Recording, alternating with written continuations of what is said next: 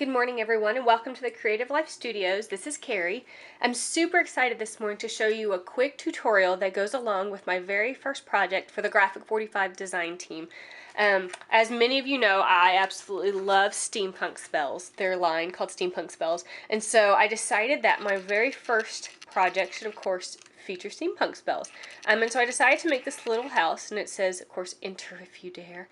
But what's cool about this little house is when you open it up, it becomes your own, very own steampunk spells workshop, if you will, because there's a place for spells and love potions and of course your little 3D book. So today I'm going to show you guys how to make the base of this, which is just this little house.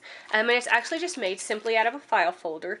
What I did was I actually took a file folder and I trimmed off just under this little lip, just so I had a flush side for my house. I just used my rotary trimmer for that. And as you can see, I have a flush edge.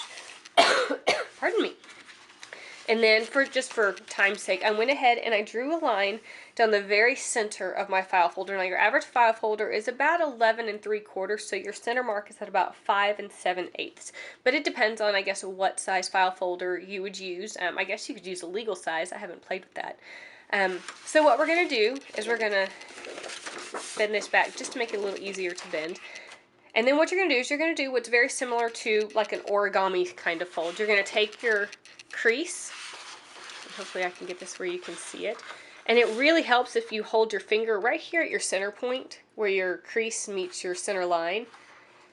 And then you're just going to line your crease up with your black line. Now, of course, I used a Sharpie so that you guys could see easier. And if you're going to cover it, and then I'm going to press this down. If you're going to cover it, it really doesn't matter what kind of marker you use. If you're planning on leaving it naked so that you could just use the manila color, then you might want to be a little more careful on what you use. All right, now I'm just pressing down, and if I could find my bone folder, we would use that. But since I can't, little pair of handles on a pair of scissors works just as fine.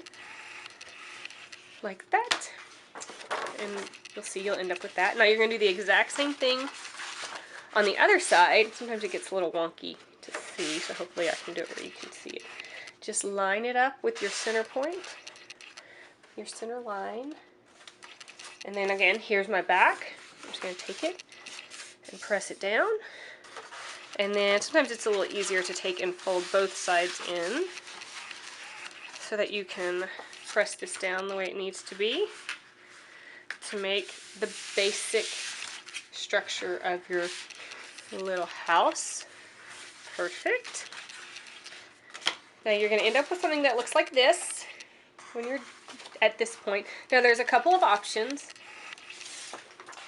You can do a house like this, where I just took and I just shaved or cut off about 1 3/4 inches off of each side, and that makes a cute little house, and he looks like this when you open him. Or if you want to do it like my Steampunk Spells house, I actually cut it a little bit farther and in about 1 inch on each side to make these little eaves. And then when you would open it up, now I actually kept trimming so that I had a box shape here in the center just because I like that. Normally you would have like an extra little rectangle there that you can leave, or you can trim off, whichever works for you. When you cut it, you'll see. So that's it for today. Thank you guys so much for coming, and I hope you enjoyed this tutorial on how to make this adorable and really cheap pop-up album just out of a plain old file folder. Hope you guys have a great day, and I look forward to seeing you next time.